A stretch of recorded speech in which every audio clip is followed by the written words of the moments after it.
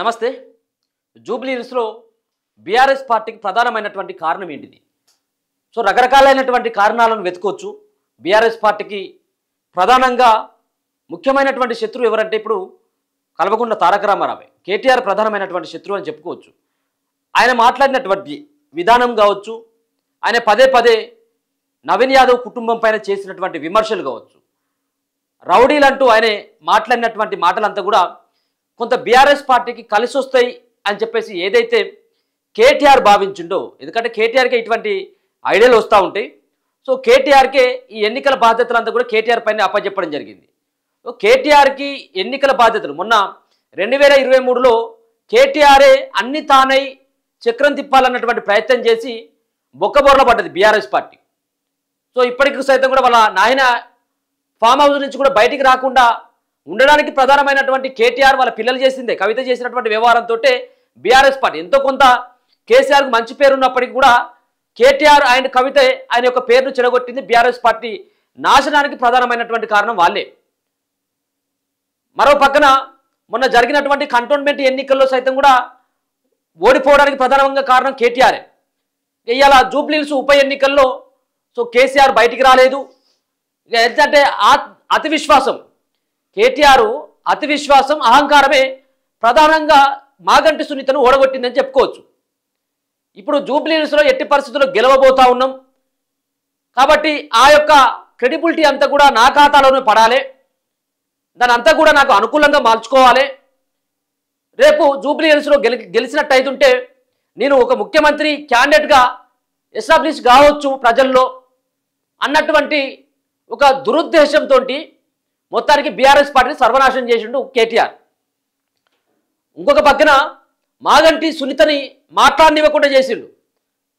ఆమెకు మాట్లాడేటువంటి కెపాసిటీ ఉంది, మాట్లాడే ఆమెకు అంతా కూడా అవగాహన ఉంది, ఏమి మాట్లాడాలి నియోజకవర్గంలో ఉన్నటువంటి. ఎందుకంటే మాగంటి గోపీనాథ్కు భార్య, ఆమె 3 సంవత్సరాలు 3 సార్లు ఆయన ఎమ్మెల్యేగా చేసిండు. 15 సంవత్సరాలు అంటే దాదాపుగా 3 సార్లు వరుసగా గెలిచిండు. ఆయన 10 సంవత్సరాలకు పైనే ఆయన ఎమ్మెల్యేగా ఉన్నాడు. వాళ్ళ భార్య అయినటువంటి మాగంటి సునీతకు ఎంతో కొంత అవగాహన ఉంటుంది కదా. కానీ ఆమెను ఎక్కడ కూడా మాట్లాడనీయకుండా కేవలం అన్నీ తానై ఆయన ఒక ఇంటర్వ్యూలో చెప్పిండు, ఒకవేళ కనుక బీఆర్ఎస్ పార్టీ ఓడిపోయినట్టయితుంటే దానికి ప్రధానమైనటువంటి కారణం నేనే, గెలిస్తే దానికి ప్రధానమైనటువంటి కారణం కూడా నేనే అని చెప్పేసి కొంత అతి విశ్వాసంతో అతి తెలివితోటి సమాధానాలు చెప్పిండు.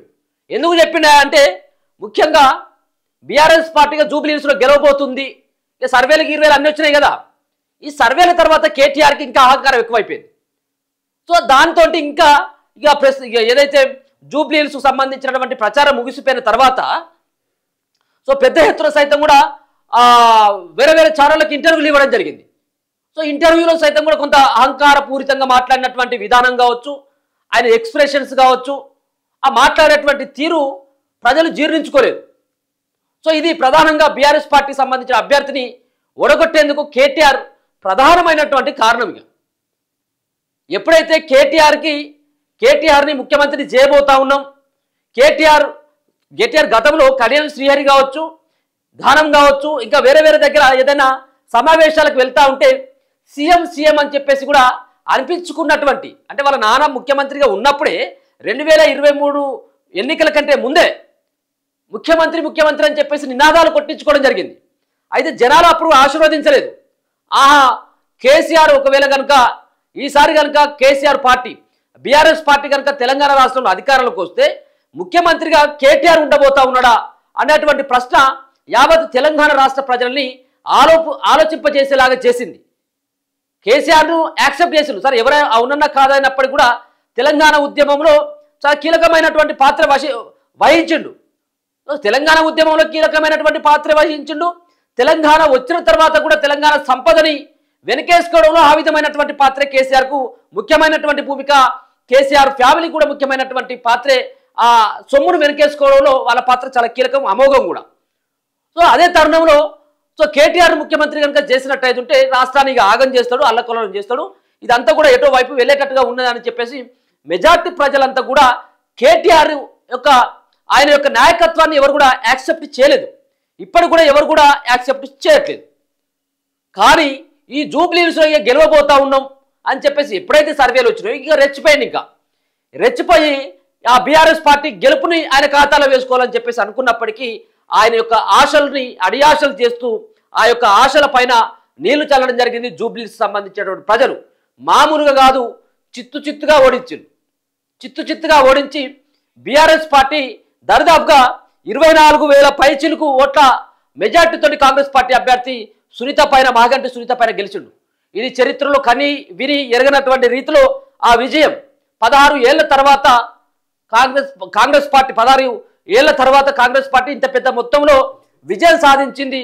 అది కూడా కేటీఆర్ అన్ని తానే బీఆర్ఎస్ పార్టీని భుజాన వేసుకొని ప్రచారం చేస్తే ఈ విధమైనటువంటి తీర్పు వచ్చింది. ఇక కేసీఆర్ అంటే మనకు తెలుసు, ఏ ఎన్నికైనప్పుడు కూడా బయటకు వచ్చిన అటువంటి సందర్భం లేదు.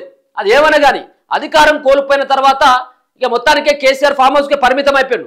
అసెంబ్లీ సమావేశాలకు కూడా అన్నిటికీ డుమ్మా.